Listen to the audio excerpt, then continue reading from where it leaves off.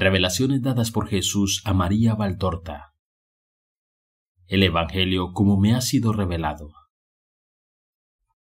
La muerte de Joaquín y Ana fue dulce, después de una vida de sabia fidelidad a Dios en las pruebas.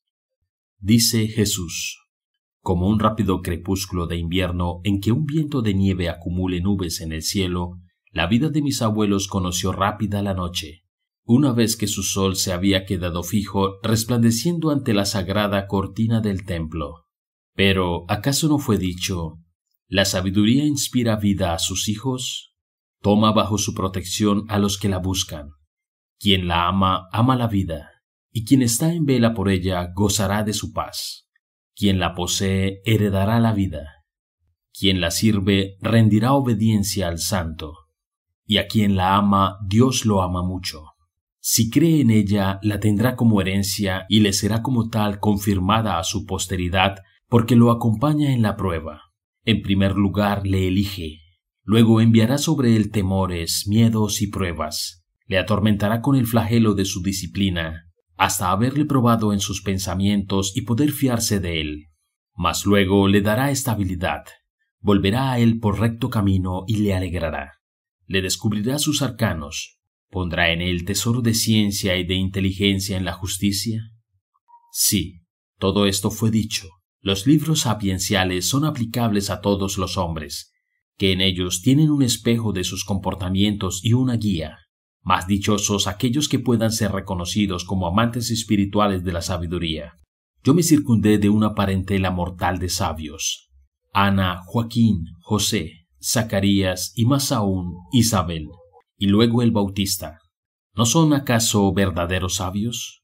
Y eso sin hablar de mi madre, en la cual la sabiduría había hecho morada. Desde la juventud hasta la tumba, la sabiduría había inspirado a mis abuelos la manera de vivir de forma grata a Dios, y como un toldo que protege de la violencia de los elementos, los había protegido del peligro de pecar. El santo temor de Dios es base del árbol de la sabiduría, que, a partir de aquel, se desarrolla impetuoso con todas sus ramas para alcanzar con su copa el amor tranquilo en su paz, el amor pacífico en su seguridad, el amor seguro en su fidelidad, el amor fiel en su intensidad, el amor total, generoso, activo de los santos. Quien la ama, ama la vida y recibirá en herencia la vida, dice el eclesiástico. Pues bien, esto se funde con mí: aquel que pierda la vida por amor mío, la salvará.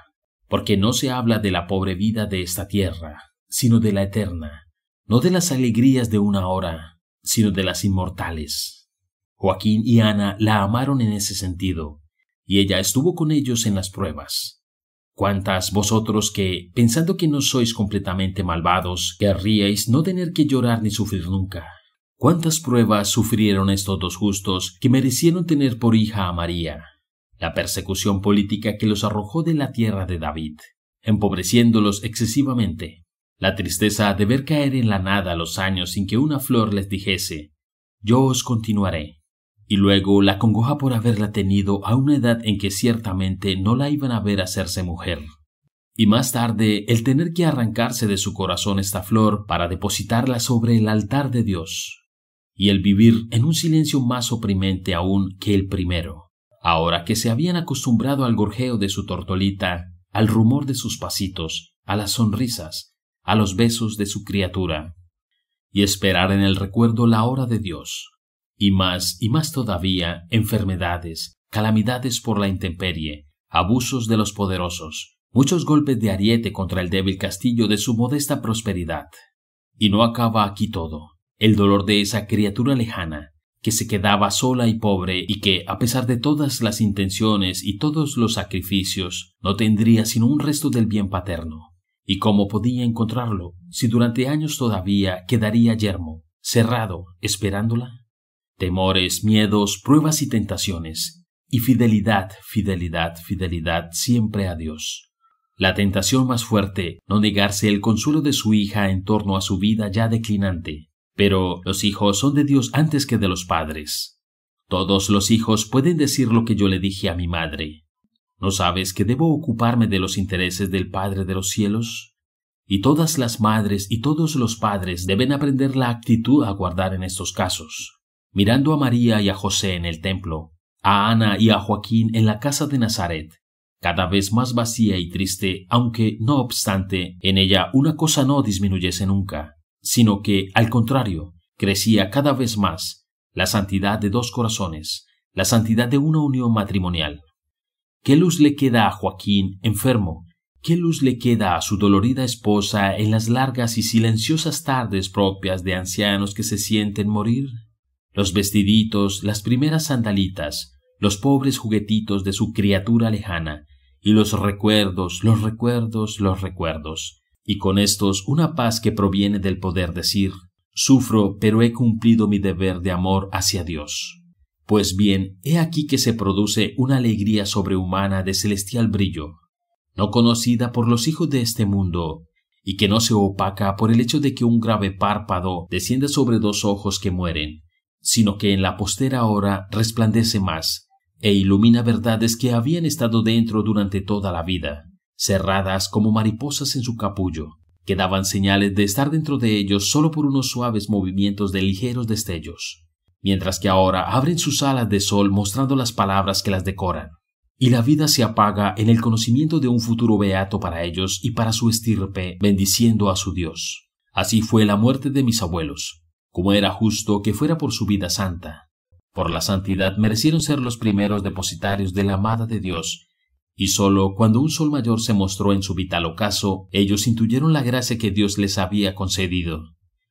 Por la santidad que tuvieron, Ana no padeció la tortura propia de la puérpera, sino que experimentó el éxtasis de quien llevó a la sin culpa.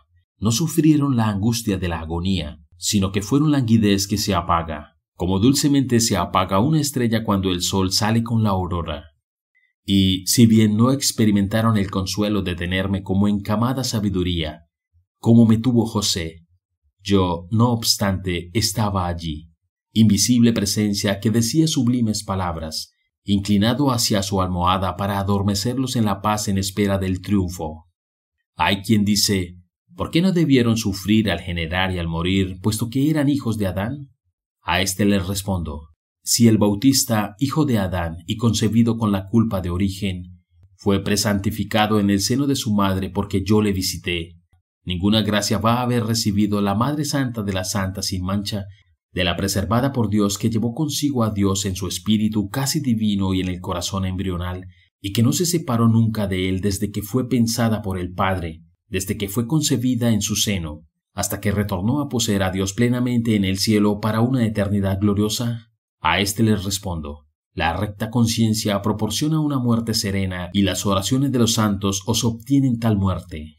Joaquín y Ana tenían toda una vida de recta conciencia a sus espaldas, y ésta se alzaba como sosegado panorama, y los guió hasta el cielo, y tenían a la santa en oración por ellos, sus padres lejanos, ante el tabernáculo de Dios. Dios, bien supremo, era antes que ellos, pero ella amaba a sus padres, como querían la ley y el sentimiento, con un amor sobrenaturalmente perfecto.